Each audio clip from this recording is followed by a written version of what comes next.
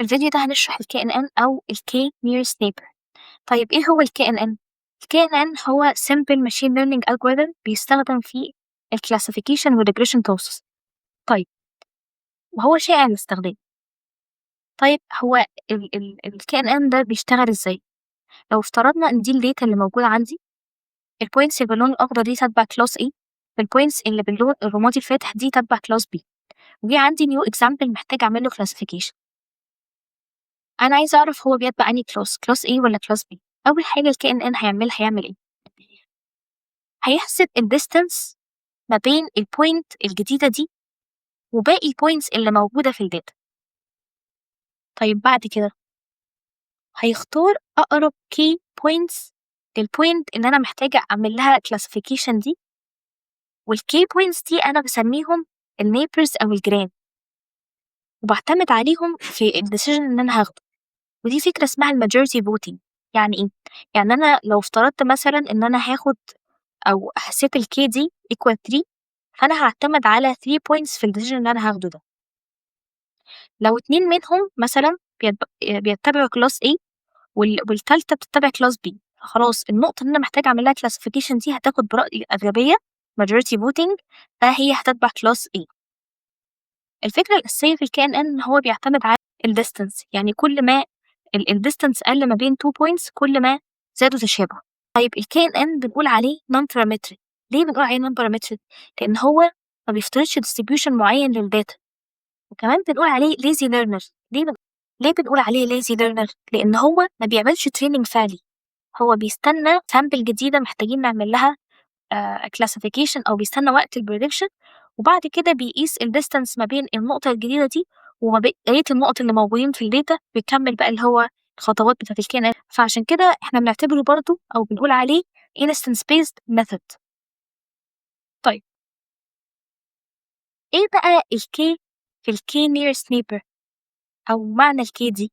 احنا قلنا إن ال K دي هو النمبر اللي بيقول للألجوريثم كام بوينت هنعتمد عليها واحنا بناخد الديسيجن. يعني هنبص على أقرب 3 points ولا أقرب 2 points، ولا هنبص على كام نقطة بالظبط عشان ناخد الديسيجن بتاعنا. example عشان الدنيا توضح، لو افترضنا إن احنا عايزين نقرر الفروت دي نوعها ايه بناء على الشيب بتاعها والسايز بتاعها، فانت هتقارنها بالفروتس اللي موجودة. يعني مثلا لو ال K equal 3، فانت هتبص على أقرب فروتس ليها، هيبص على التلاتة القريبين للفروت اللي انت عايز تاخد ديسيجن هي عبارة عن ايه. فلو 2 منهم ابلز وواحدة منهم عبارة عن بنانا، فالالجوريثم هيقول ان خلاص النيو فروت دي هي عبارة عن ابل، لانه لو خدنا برأي الأغلبية انه 2 منهم ابل وواحدة بس بنانا، وهنقول ان هي هتبقى ابل. هنا البلوتس دي بتبين لي تأثير الكي على الديسيجن اللي انا هاخده. فأول بلوت ده لما الكي كانت ب1، وانا عندي هنا دي نيو سامبل، انا مش عارفه هي لونها ازرق ولا لونها احمر.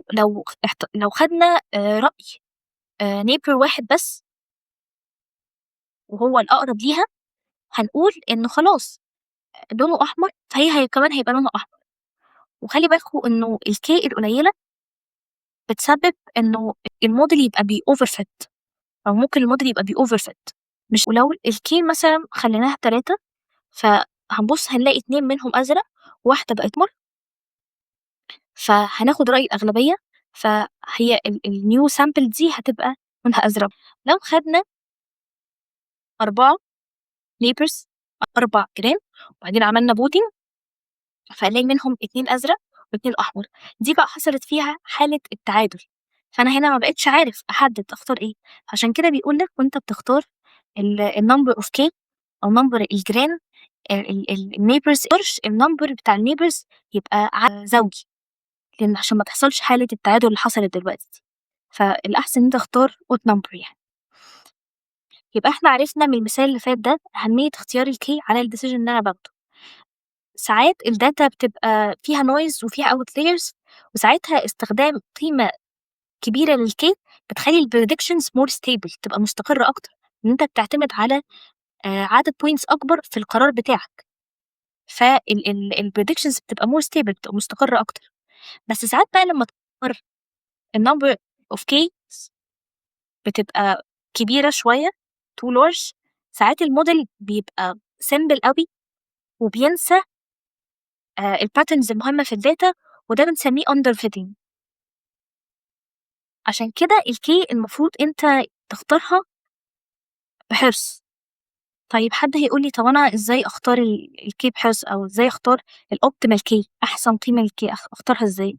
هنا التو بلوتس دول بيورونا اثر اختيار قيم للكي على البرفورمانس بتاع الموديل. في البلوت اللي على الشمال ده احنا اخترنا قيم صغيرة للكي زي 1 و 3.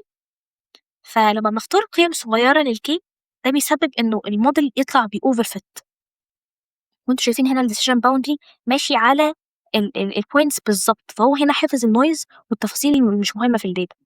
لو بصينا هنا على اللارج كي، اخترنا عدد كبير من الكي، ده برضو هنا الموديل طلع بأندر فيت، وده باين من الصورة. لو مش عارفين الفرق ما بين الأوفر فيتنج والأندر فيتنج فأنا هسيب لكم لينك الفيديو في الديسكربشن. نيجي بقى على اختيار الأوبتيمال فاليو فور كي، أو أحسن قيمة للكي. في statistical methods كتير عشان نختار أحسن قيمة للكي، لأن هي احنا قلنا بتأثر على البرفورمانس بتاع الموديل. من ال statistical methods دي هي الكروس فاليديشن. نقول مثال على الكروس فاليديشن وهو الكي فولد كروس فاليديشن، وهي طريقة بقسم فيها الداتا لكذا بارتس، فأنا بعمل تريننج وتست على الداتا أكتر من مرة لحد ما أوصل لي أحسن قيمة للكي اللي بتطلع لي أحسن نتيجة. وفي طرق تانية كتير إن أنا بختار بيها أحسن كي، مش هنشرحها في الفيديو ده، ممكن نشرحها في فيديوهات تانية. بقى نروح على الديستنس ماتريكس اللي احنا بنستخدمها في الكي ان ان الجوريثم. احنا قلنا ان الكي ان ان بيعتمد على الديستنس في الديسيجن بتاعه. طيب هو هيقيس الديستنس ما بين البوينتس دي ازاي؟ في طرق كتيرة اقيس بيها الديستنس، بس اشهرهم هو الاكليديان ديستنس. الاكليديان ديستنس ده هو بنعرفه ان هو اقصر مسافة ما بين 2 بوينتس، والرول بتاعه مشهور جدا، هو الرول ده. في طرق كتير زي ما قلنا ان احنا نقيس بيها الديستنس، زي الاكليديان ديستنس، وفي المانهاتن ديستنس، وفي كمان الكوزاين سيميلاريتي، بس دي بتقيس السيميلاريتي مش الديستنس. الطرق اللي انتوا شايفينها دي الاكثر انتشارا منها او الاكثر استعمالا هو الاكليديان ديستنس. نعمل سمري للوركينج اوف كي ان ان الجوريثم بيشتغل ازاي. اول حاجه الكي ان ان بيختار اوبتيمال فاليو اوف كي، واحنا عرفنا احنا بنختار اوبتيمال فاليو ازاي. بعد كده بيكالكوليت الديستنس ما بين النقطة دي وكل البوينتس اللي موجودة في الداتا. بعد كده بيجيب أقرب neighbors للبوينت اللي موجودة دي، وبعد كده بيعمل voting لو دي classification problem. يعني مثلا لو عندي neighbors واتنين قالوا إن هما class 2 وواحدة منهم قالت إن هو class 1، خلاص هو البوينت الجديدة دي هتبقى 2. بقى regression احنا بنجيب الافريج ما بين البوينتس دي. احنا دلوقتي محتاجين نعرف المميزات والعيوب بتاعت الكي ان ان. أول حاجة نشوف مميزات الكي ان ان. أول حاجة طبعا زي ما انتوا خدتوا بالكم هو simple جدا to use، وإن أنت simple كمان to understand. دي أول حاجة. تاني حاجة إن هو مش محتاج زي ما قلنا قبل كده التريننج ستيب، فهو بس بيخزن الداتا اللي موجودة عنده وبيستخدمها وقت البريدكشن. لما تيجي سامبل جديدة بس ببدأ بقى أقيس الديستنس ما بينها وما بين كل البوينتس الموجودة، وأكمل بقى اللي أنا بعمله في الكي ان ان. تالت حاجة عدد البارامترز بتاعته قليلة. أنا بحتاج مثلا أسيت النمبر اوف نيبرز اللي أنا محتاجها اللي هو الكي، عدد الجيران اللي أنا هستخدمهم في الديسيجن بتاعي، والديستنس ميثود هستخدم أنهي ديستنس، الإكليديان ولا المانهاتن ديستنس ولا الكوزاين سيميلاريتي ولا الطرق المختلفة. رابع حاجة إن هو بيستخدم في الكلاسيفيكيشن والريجريشن بروبلمز، فهو بيستخدم في الاتنين. طيب العيوب بقى بتاعته إيه؟ إن هو سلو مع اللارج داتا، لان هو طبعا بيقيس او بيقارن البوينت بتاعتي ما بين كل البوينتس اللي موجوده في الداتا، فلو الداتا بتاعتي كبيره هياخد وقت كبير جدا في البريدكشن. طيب ايه تاني كده؟ ان هو بيstruggle مع العدد الكبير بتاع الفيتشرز، الاكيورسي بتقع، وان هو ممكن يoverfit لما الداتا تبقى high dimensional او الداتا مش معمول لها pre-processing كفايه not clean. وكمان لما الداتا تبقى high dimensional دي مشكله اسمها curse of dimensionality، فممكن يoverfit في الحاله دي. نيجي بقى على أهمية الفيتشر سكيلينج في الكان ان. ايه هو الفيتشر سكيلينج؟ فيتشر سكيلينج ان انا اخلي كل الفيتشرز بتاعتي في نفس الرينج، لان الكان ان هو distance based model بيعتمد على الديستانس، المسافة، في ان هو ياخد الديسيجن بتاعه سواء في الكلاسيفيكيشن او الريجريشن. فلو عندي مثلا تو فيتشرز، واحدة السالري وواحدة الايدج. السالري بيبدأ مثلا من 1000 وانتوا طالعين في 2000 3 4000 وهكذا. الايدج مثلا هيبدأ من 10 وانتوا طالعين، يعني اكبر ايدج هيبقى كام؟ 90. فالاعداد مقارنة ببعض مش في نفس الرينج. فلو جينا حسبنا الديستانس من غير سكيلينج، الفيتشرز اللي ليه سكيل اكبر مقارنة بالتانية هي هتستحوذ على الديسيجن بتاعي، او هتأثر اكتر في قيمة الديستانس اللي انا هقيسها. فبالتالي الريزولتس هتبقى بايزد اكتر للفيتشر دي، وبالتالي هيديني بور موديل بيرفورمانس، النتيجة مش هتبقى كويسة لان انا لغيت تأثير فيتشر مهمة جدا زي الايدج. يبقى مهم جدا ان انا اعمل فيتشر سكيلينج بالنسبه للكي ان ان عشان امنع الفيتشر دومينانس، ان انا فيتشر معينه تاثر على النتيجه بتاعتي بلغي تاثير بقيه الفيتشرز، وان انا احسن الاكيوريسي، وان الموديل يبقى ستيبل اكتر. طيب انا امتى ما بحتاجش الفيتشر سكيلينج؟ الفيتشر سكيلينج مهم جدا في الديستانس بيست مودلز زي الكي ان ان، الاس في ام والكي مينز، وهو مش required في ال tree based models أو ال tree based algorithms زي ال random forest وال decision trees.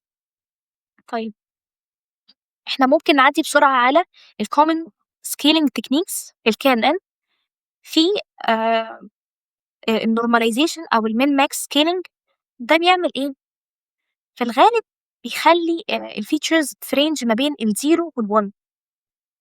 طيب وال standardization أو ال Z score normalization بيترانسفورم ال features إن هي يبقى عندها mean أو average equal 0 و standard deviation equal 1. ويفضل في حالات معينة لما الداتا بتكون بتفولو Gaussian distribution يعني أو normal distribution. وهنا المثال اللي احنا قلنا عليه، السالري أرقام كبيرة جدا من 40,000 ل90,000، والإيدج أرقام صغيرة من 20 ل60. فلو جينا حسبنا الديستانس من غير سكيلينج، السالري هيغطي على الايدج تماما، هيبقى تأثيره قليل جدا، فيعتبر احنا لغينا تأثير الايدج، والموديل بقى بايزد للسالري اكتر. لكن بعد السكيلينج لو شفنا الارقام وصلت لايه 1.5 و1، وارقام كلها بقت في نفس الرينج. طيب الابلكيشنز، الكي ان ان بيستخدم في ابلكيشنز كتيره جدا زي recommendation systems والسبام ديتكشن والكاستمر سيجمنتيشن والسبيتش ريكوجنيشن. الريكومنديشن سيستم زي اللي بتشوفوها في يوتيوب لما يجيب لك الفيديو البريفيرد بالنسبه لك او الفيديوز اللي انت مهتم بيها اكتر. السبام ديتكشن لو انا عايز احدد الايميل ده سبام ولا نوت سبام. كاستمر سيجمنتيشن ان انا بنجروب الكاستمرز اللي ليهم سيم بيهيفير مع بعض. اخيرا السبيتش ريكوجنيشن. اخر حاجه احنا كده خلصنا الكي ان ان. شرحنا هو ايه وازاي بيشتغل. شرحنا يعني ايه الكي واهميه ان احنا نختار اوبتيمال فاليو ليها وازاي نختارها. شرحنا الديستانس ماتريكس وشرحنا الاكتر ديستانس ماتريكس مستخدمه. شرحنا الادفانتج والديس ادفانتج بتاعه الكي ان ان، وشرحنا الابلكيشنز بتوعه. واخيرا شرحنا الامبورتنس بتاعه الفيتشر سكيلينج في الديستانس بيست مودلز. اتمنى تكونوا استفدتوا. بس كده.